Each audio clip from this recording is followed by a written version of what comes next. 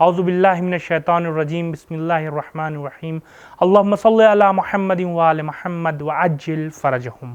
ناظرین محترم السلام علیکم۔ تفسیر کے اس پروگرام میں ہم آپ کو خوش آمدید کہتے ہیں اور آج مزید 4 آیتوں کی تفسیر کے ساتھ آپ کی خدمت میں حاضر ہوئے ہیں۔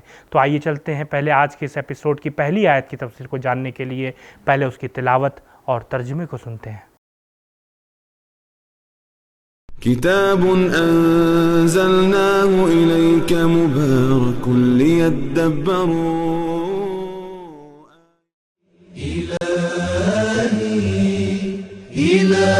بسم اللہ الرحمن الرحیم هو الذي جعل لكم الليل لتسكنوا فيه والنهار مبصرا إن في ذلك لآيات لقوم يسمعون۔ وہ وہی ہے جس نے تمہارے لیے رات بنائی ہے تاکہ تم اس میں آرام کر سکو، اور دن کو روشنی بخش بنایا تاکہ تم کام کاج کرو۔ یقیناً اس حکیمانہ نظام و تدبیر میں اس گروہ کے لیے نشانیاں ہیں جو سنتے ہیں۔ ناظرین، آپ نے اس نورانی آیت کی تلاوت اور ترجمے کو سنا۔ اب آئیے اس آیت کے نکات پر گفتگو کرتے ہیں۔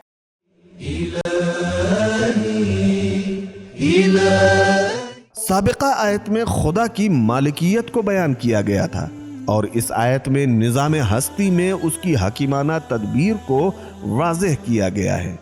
روح کی تسکین کے لیے تلاوت، نماز شب، تسبیح، قنوت، سجود اور شب زندہ داری کی سفارش کی گئی ہے۔ اب آئیے دیکھتے ہیں کہ اس آیت سے ہمیں کیا پیغام ملتا ہے۔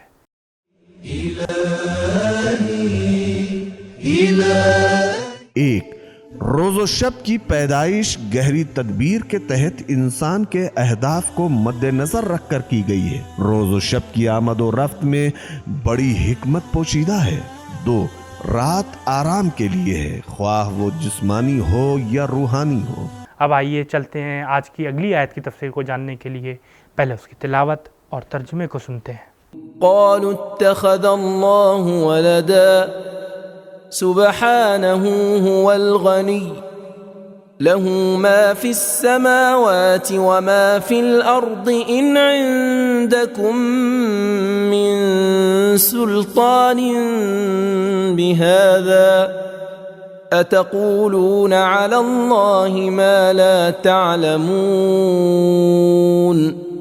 انہوں نے یعنی مشرکین نے کہا کہ خدا نے بیٹا بنایا ہے، وہ منزہ ہے، وہ بے نیاز ہے۔ جو کچھ آسمانوں میں ہے اور جو کچھ زمین میں ہے وہ سب کا سب اسی کا ہے۔ تمہارے پاس اس گفتگو کی کوئی دلیل موجود نہیں ہے؟ کیا تم اللہ پر وہ باتیں کہتے ہو جو تم نہیں جانتے؟ تلاوت اور ترجمے کے بعد اب آئیے اس آیت کے اہم نکات کو جاننے کی کوشش کرتے ہیں۔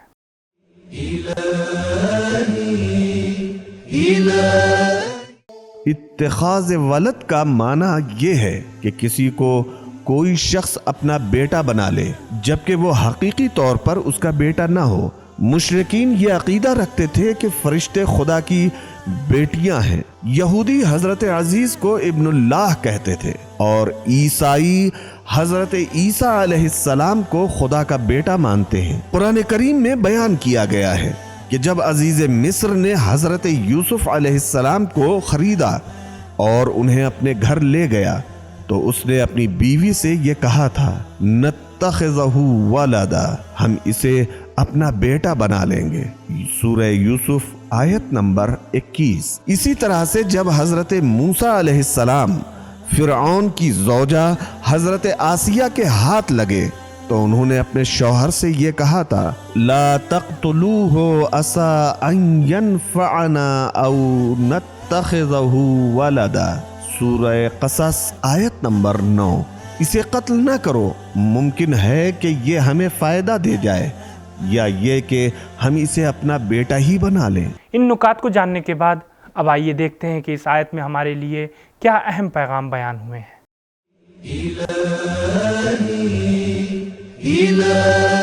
1. اللہ تنہائی سے وحشت محسوس نہیں کرتا کہ اسے مانوس ہونے کے لیے بیٹے کی ضرورت پڑے۔ اسے اپنی ملکیت کے لیے وارث کی ضرورت نہیں ہے کہ اسے فرزند کی احتیاج محسوس ہو۔ اسی طرح سے وہ نہ تو مددگار اور معاون کا محتاج ہے اور نہ ہی اسے بقائے نو کی ضرورت ہے، اسی لیے اسے یہ ضرورت ہی نہیں ہے کہ وہ کسی کو اپنا بیٹا بنائے۔ 2. دینی عقائد کے لیے دلیل و برہان کا ہونا ضروری ہے۔ 3. بے دلیل اور بے علم بات کی کوئی قدر و قیمت نہیں ہوتی۔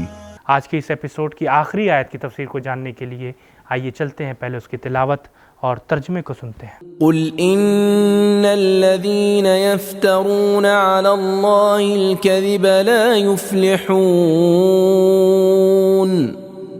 متاع في الدنيا ثم إلينا مرجعهم ثم نذيقهم العذاب الشديد بما كانوا يكفرون۔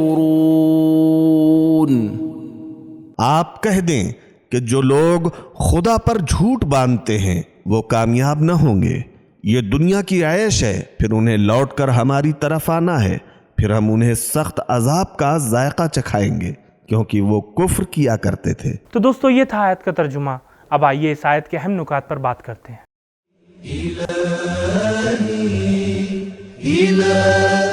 متاعن اور متعتن تھوڑے عرصے کی عیش کو کہا جاتا ہے۔ دنیاوی زندگی بہت کم ہے، اس کے فوائد و ثمرات اور بھی کم ہیں، اسی لیے قرآن کریم میں دنیاوی فوائد کو لفظ متاع سے تعبیر کیا گیا ہے۔ سوال: اگر تہمت اور جھوٹے الزام لگانے والوں کو کامیابی نصیب نہ ہوگی تو ایسے افراد کو ہم مادی زندگی میں عیش و آرام میں کیوں دیکھتے ہیں؟ جواب: یہ عیش و آرام وقتی ہے، متاع فی الدنیا، جبکہ ان کا انجام دوزخ کا عذاب ہے، لہذا چند روزہ عیش و آرام بھی ان کی کامیابی کی دلیل نہیں ہے۔ اس آیت کے اہم نکات کو جاننے کے بعد اب آئیے دیکھتے ہیں کہ اس آیت سے ہمیں کیا پیغام ملتا ہے۔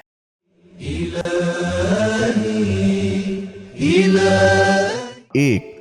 وہ لوگ جو شفاعت کی لالچ میں کسی انسان کو خدا کا فرزند سمجھتے ہیں، ایسے لوگ اپنے ہدف کو حاصل نہیں کر سکیں گے۔ 2. جھوٹے انسان کے مقدر میں کامیابی نہیں ہوتی۔ 3. وقتی کامیابی کے نتیجے میں اگر ابدی عذاب حاصل ہو تو ایسی کامیابی کی کوئی قدر و قیمت نہیں ہے۔ 4. دنیاوی لذات چند روزہ ہیں۔ 5. قیامت کی یاد انسان کو انحراف اور گناہوں سے بچانے میں مددگار ثابت ہوتی ہے۔ 6. بدعتیں، تحریفات، تفسیر بالرائے اور خدا کے لیے فرزند کا عقیدہ کفر میں شامل ہے۔